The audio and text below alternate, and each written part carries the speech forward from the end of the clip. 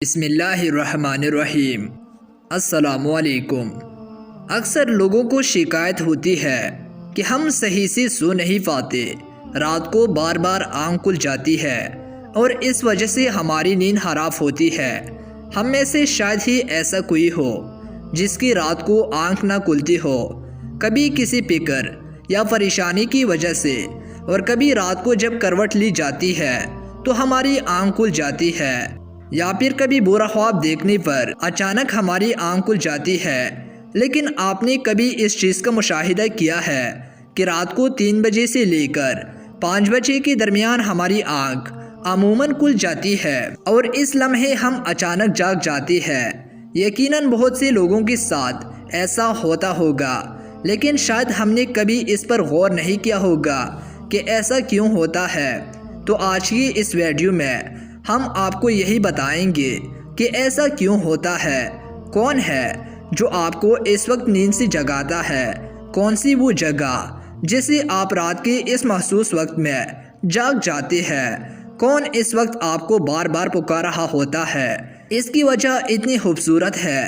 کہ آپ بے اختیار سبحان اللہ کہہ اٹھیں گے۔ دوستو، دنیا میں ہر امیر و غریب، نیک و بد کو قدرت کے قوانین کے تحت دکھوں، غموں اور پریشانیوں میں کسی نہ کسی مشکل سے ضرور واسطہ پڑتا ہے، اور یہ دنیا مصیبتوں، پریشانیوں اور غموں کی آماجگاہ ہے۔ بعض لوگ اولاد کی نافرمانی کی وجہ سے پریشان ہیں، تو کچھ لوگ مال و اسباب کے ختم ہو جانے پر غم میں ڈوبے ہوئے ہیں، اور کچھ لوگوں کو اولاد نہ ہونے کا غم ستاتا رہتا ہے۔ یعنی انسان کسی فکر یا پریشانی کی وجہ سے نیند کا شکار ہو جاتا ہے، اور ان ذہنی پریشانیوں کی وجہ سے رات کو بار بار آنکھ کھل جاتی رہتی ہے۔ لیکن شاید کبھی آپ نے اس پر غور نہیں کیا ہوگا کہ ایسا کیوں ہوتا ہے۔ تو چلیے نبی کریم صلی اللہ علیہ وآلہ وسلم کی حدیث مبارکہ کی روشنی میں آپ کو بتاتے ہیں کہ ایسا کیوں ہوتا ہے، اور پھر آپ کو احادیث اور جدید سائنس کی روشنی میں بھی بتائیں گے کہ اگر اب دوبارہ آپ کے ساتھ ایسا ہو تو اس وقت آپ کو فوراً کیا کرنا چاہیے، جس سے آپ کو زندگی کی ہر خوشی مل جائے گی اور آپ کی زندگی بدل جائے گی۔ دوستو، ایسا ہونا کسی مرض کی نشانی نہیں ہے کہ آپ سمجھے کہ شاید میں کسی بیماری میں مبتلا ہو چکا ہوں کہ بار بار ایک مخصوص وقت پر میری آنکھ کھلتی رہتی ہے، بلکہ یہ خوش قسمتی کی علامت ہے، اور آپ کے ساتھ ایسا ہوتا ہے تو پریشان ہونے کے بجائے آپ اپنے رب کا شکریہ ادا کریں، کیونکہ اس لمحے کے درمیان آپ کا خالق اللہ تعالیٰ آپ کو پکارتا ہے۔ یہ رحمت کے فرشتے ہوتے ہیں جو آپ کو بار بار نیند سے اٹھاتے ہیں۔ رات کے وقت اللہ تعالیٰ اپنے بندوں کے زیادہ قریب ہوتا ہے